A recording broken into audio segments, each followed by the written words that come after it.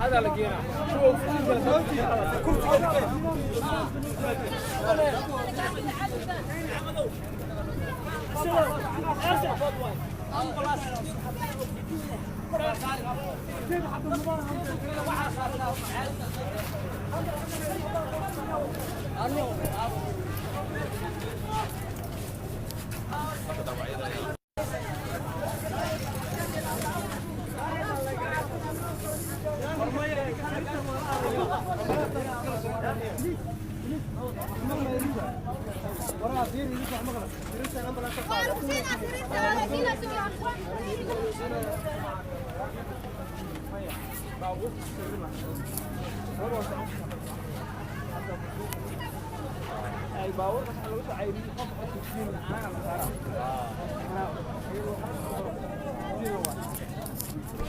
جاري اسكر انا ودي قف حاجه اوكسجين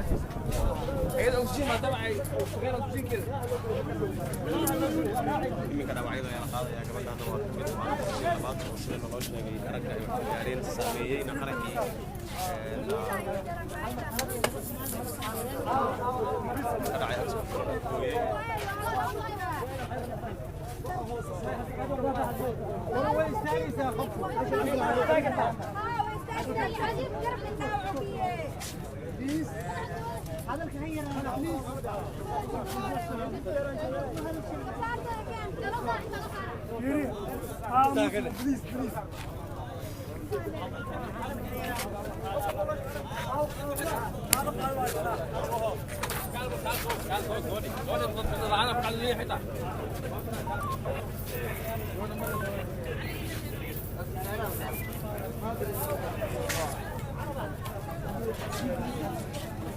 qofkii labaad oo dumara oo hadda la saarayo ambalaasta tirada ugu badan ee waxyeelada gaartayna shalay ilaa maanta waxaa lagu sheegayay inkastoo go-aanka ugu dambeeya xilligaanisan la ogeyn dumar inay yihiin ilaa iyo haddana dadka la qaaday dhaawacyada kuwa laba qof ayaa la saaray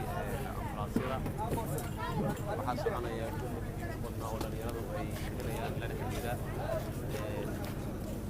arrinkaas dhaawaca loogu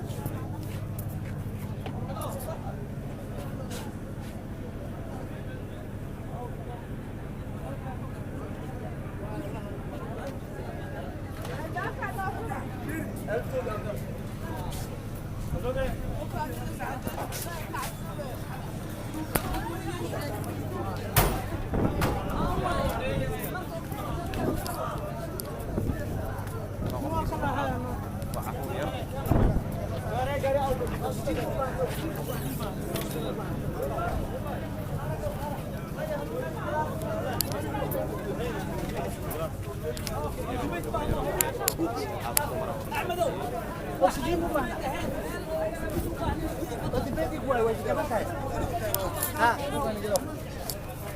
أو قرنك أمبلاس. كذا المسجد من أوبان كبير. لفوا لكن ما حد لقي هذا.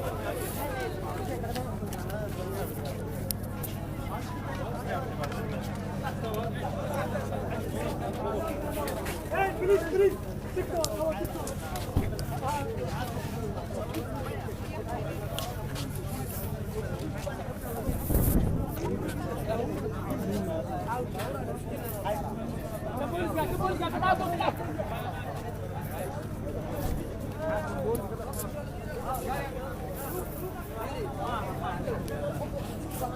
عبد العزيز